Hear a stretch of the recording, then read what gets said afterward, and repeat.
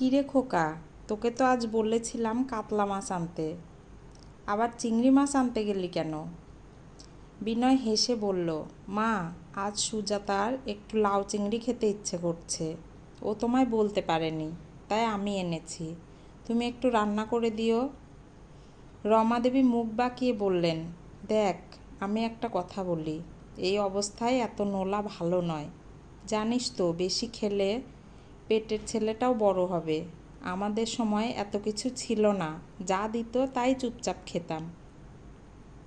বিনয় একটু বিরক্ত হয়ে বলল, মা, এখনকার সময় আর তোমাদের সময় এক নাকি? ওই পুরনো দিনের কথা এখনও মানো? রমা দেবী থেমে না গিয়ে বললেন, না মেনে উপায় কি? আজকাল সিজার করতে গেলে কত খরচা হয় জানিস? বেশি খেলে বাচ্চা বড় হবে, তখন সিজার করাতে হবে। তোর যা রোজগার, তার উপর আবার ওই খরচা। তিনি আবার বললেন, আমি তোকে বলেছিলাম প্রথম পোয়াতি বাপের বাড়িতে রেখে আয়, তাই তো আমার কথা শুনলি না। বিনয় শান্ত গলায় বলল, মা, তুমি কি বলছো? সুজাতার মায়ের শরীর ভালো না, ওদের গ্রামে ঠিকমতো ডাক্তার নেই।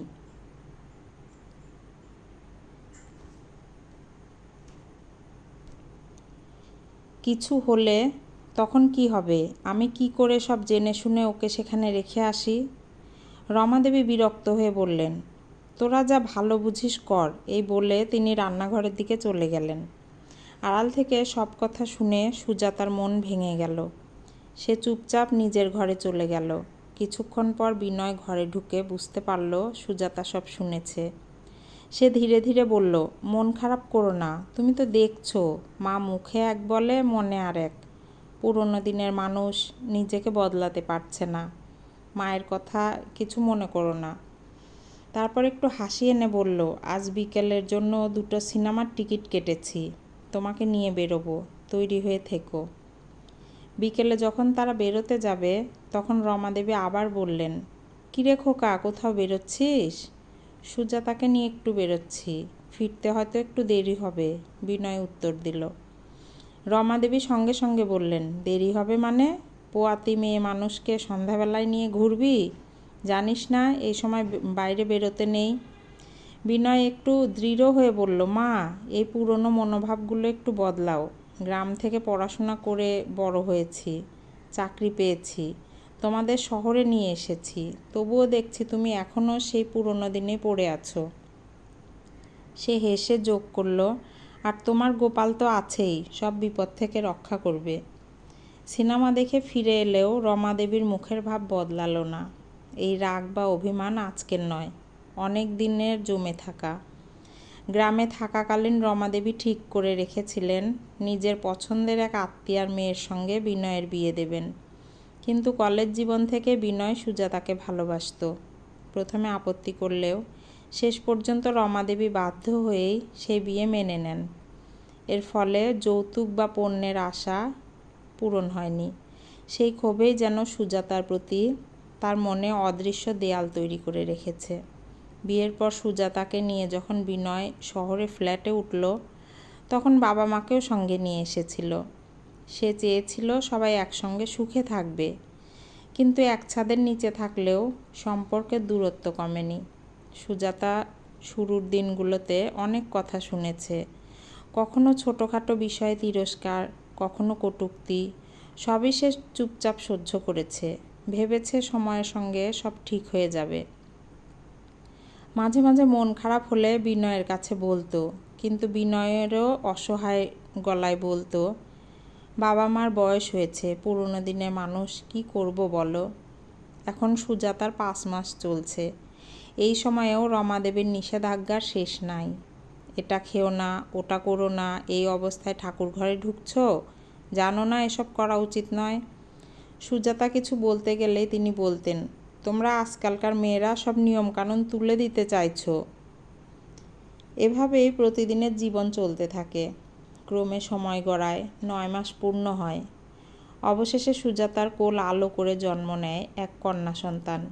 বিনয় আর সুজাতার স্বপ্ন পূরণ হয়। তারা তো শুধু সুস্থ সন্তানের আশাই করেছিল, তবু মনে চেয়েছিল তাদের ঘরে যেন মা লক্ষ্মী আসেন। কিন্তু প্রশ্ন থেকে যায়, এই খুশির দিনে কি রমাদেবীর মন বদলাবে, নাকি তিনি আগের মতোই সুজাতার প্রতি কঠোর থাকবেন? সুজাতার কন্যা সন্তান হওয়ার পর যেদিন হাসপাতাল থেকে ছুটি পেয়ে বাড়ি ফেরার কথা, সেদিন বিনয় যেন আনন্দে ভরে উঠেছিল। নিজের সাধ্যমতো সে ঘরটা সুন্দর করে সাজিয়েছিল। ফুল, আলোর মালা আর ছোটোখাটো ডেকোরেশনে ঘর যেন উৎসবের রূপ নিয়েছিল। মেয়েকে কোলে নিয়ে যখন সুজাতা ঘরে ঢুকলো, তখন বিনয় শাঁখ বাজিয়ে তাদের স্বাগত জানালো। সেই মুহূর্তটা ছিল ভালোবাসা আর আনন্দে ভরা। কিন্তু সেই আনন্দে যেন খানিকটা ছায়া ফেললেন রমাদেবী। মুখ বাঁকিয়ে তিনি বলেছিলেন, মেয়ে হয়েছে, তার ওপর আবার এত ঘটা করে গৃহপ্রবেশ। সুজাতা তখনও অসুস্থ। নবজাতক সন্তানকে সামলানো তার পক্ষে একা সম্ভব ছিল না। তাই বিনয় অনেক ভেবে একজন সহায়িকা রাখল, যাতে সুজাতা ও তার মেয়ের কোনো অসুবিধা না হয়। কিন্তু তাতেও রমাদেবীর আপত্তি। তিনি বিনয়কে ডেকে বললেন, হ্যাঁ রে বাবু, তোর কি মাথা খারাপ হয়ে গেছে? লোক রাখার কি দরকার? সুজাতাকে কয়েকদিনের জন্য বাপের বাড়িতে রেখে আসতে পারতিস। বিনয় শান্ত গলায় বলেছিল, মা, তোমাকে এর আগেও বলেছি, ওর মায়ের শরীর ভালো নেই, সেখানে রাখা সম্ভব নয়। দিন কেটে যেতে লাগলো। ধীরে ধীরে সুজাতা সুস্থ হয়ে উঠল, আর তার মেয়েও বড় হতে লাগলো।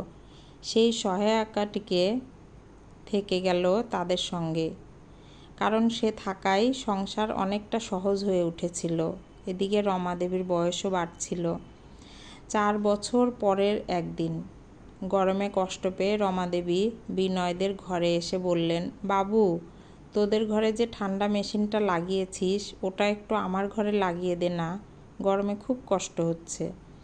কথাটা শুনেই সুজাতা ঠান্ডা গলায় উত্তর দিল, কেন মা, আপনি তো বলতেন আপনাদের কালে এসব কিছুই ছিল না, তাহলে এখন হঠাৎ এত প্রয়োজন কেন?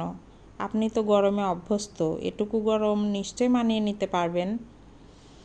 রমাদেবী কিছু না বলে চুপ করে মাথা নিচু করে চলে গেলেন। পরের দিন রান্নাঘরে সুজাতা রান্না করছিল। রমাদেবী এসে ধীরে ধীরে বললেন, বৌমা, অনেক দিন ধরে কুচো চিংড়ির ঝাল খেতে ইচ্ছে করছে, একদিন বানিয়ে দিও না। সুজাতা একটু বিরক্ত হয়ে বলল, আপনার এত নলা কেন বলুন তো? বয়স হয়েছে, জিভটা একটু সামলান, না হলে শরীর খারাপ হবে, আর তার ঝুঁকি নিতে হবে আমাদেরকেই। আবারও মুখ নিচু করে চলে গেলেন রমাদেবী। এরপর থেকে প্রায়ই এমন হতো। রমাদেবী যখনই তাদের ঘরে আসতেন, বিনয় আর সুজাতা কথা বলা বন্ধ করে দিত। সুজাতাও তার সঙ্গে প্রয়োজনের বাইরে কোনো কথা বলতো না, শুধু সময় মতো খাবার বানিয়ে ঘরে দিয়ে আসতো। দায়িত্বটুকু পালন করত, কিন্তু ভালোবাসা বা আন্তরিকতার কোনো ছাপ ছিল না। ক্রমশ রমাদেবী নিজের ভুলগুলো বুঝতে শুরু করলেন।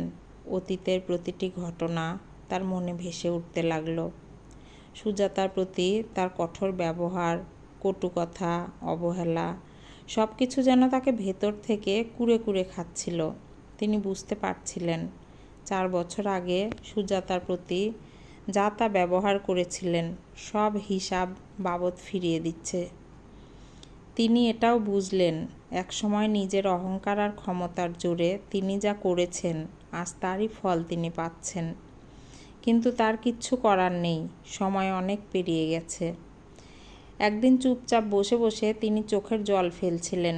মনে মনে ভাবলেন, এটাই আমার প্রাপ্য, যা করেছি তারই ফল ভোগ করছি।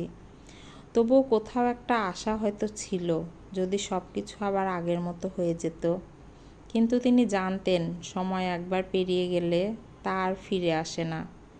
মানুষের মনে যে ক্ষত তৈরি হয়, তা সহজে মুছে যায় না। সুজাতা হয়তো তার সমস্ত দায়িত্ব পালন করছে, খাওয়া, ওষুধ, যত্ন সবই দিচ্ছে, কিন্তু সেই যত্নে ভালোবাসার উষ্ণতা নেই। সেটা শুধু কর্তব্য, মন থেকে নয়। এভাবেই একই ছাদের নিচে থেকেও তাদের মধ্যে এক অদৃশ্য দূরত্ব তৈরি হয়ে রইল, যেখানে সম্পর্ক আছে কিন্তু অনুভূতি নেই, দায়িত্ব আছে কিন্তু ভালোবাসা নেই। কলমে বর্ষা ঘোষ, কণ্ঠে লাবণী সাহা।